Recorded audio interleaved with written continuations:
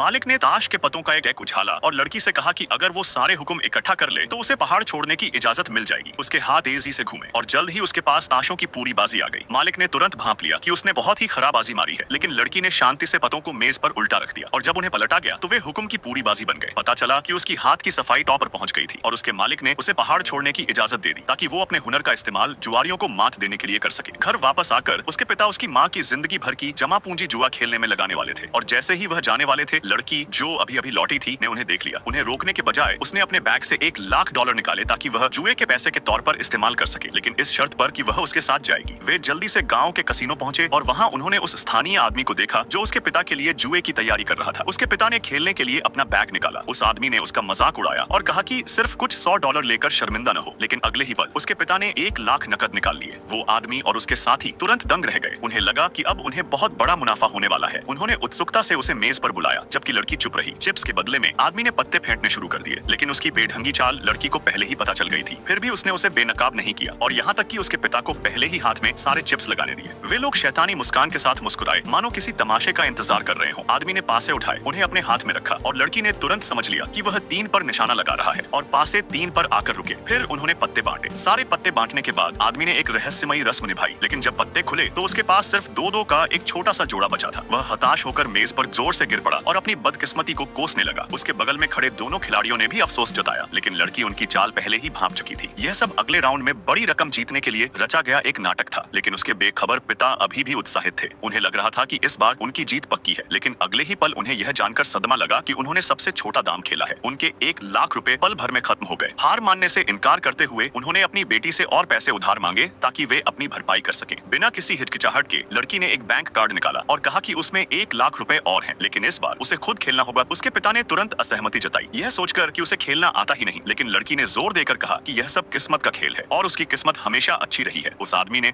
उपहास करते हुए कहा कि इससे कोई फर्क नहीं पड़ता कि कौन खेलता है, पिता या बेटी। अंत में पिता अनिच्छा से मान गए और लड़की आखिरकार मेज पर बैठ गई। उसने दावा किया कि उसे पाई गौ नहीं आती, बस साधारण पोकर खेलना आता है। बाकी लोगों को इसकी परवाह नहीं थी और वे उसकी मर्जी के मुताबिक खेलने को तैयार हो गए। उन्होंने तुरंत पत्ते बांट दिए ताकि प्रतिद्वंद्वी उसे कम न आके। लड़की ने पहले राउंड में अपने पत्ते न खोलने का फैसला किया। आखिर वह 10,000 का दाम लगा रही थी। उसके पिता तुरंत चिंतित हो गए क्योंकि 10,000 उनके पूरे परिवार की सालाना कमाई थी। तीनों प्रतिद्वंद्वी उलझन में उसे कोई छिपी हुई विशेषज्ञ समझ रहे थे, इसलिए उसके पत्ते देखते ही सबने हार मान ली। लड़की ने पहला राउंड आसानी से जीत लिया, लेकिन उसके पिता ने शिकायत की कि सिर्फ कुछ 100 के लिए इतना जोखिम उठाना उचित नहीं था। जब तीनों विरोधियों ने उसका हाथ खोलते देखा तो वे दंग। यह बस दसियों का एक छोटा सा हाथ था। उन्हें तुरंत पछतावा हुआ कि उन्होंने उसे कम करके आंका, लेकिन वह आदमी ज्यादा आश्वस्त था कि लड़की अभी नौसिखिया है, इसलिए उसने दूसरे राउंड में अपने $1,00,000 वापस जीतने का फैसला किया।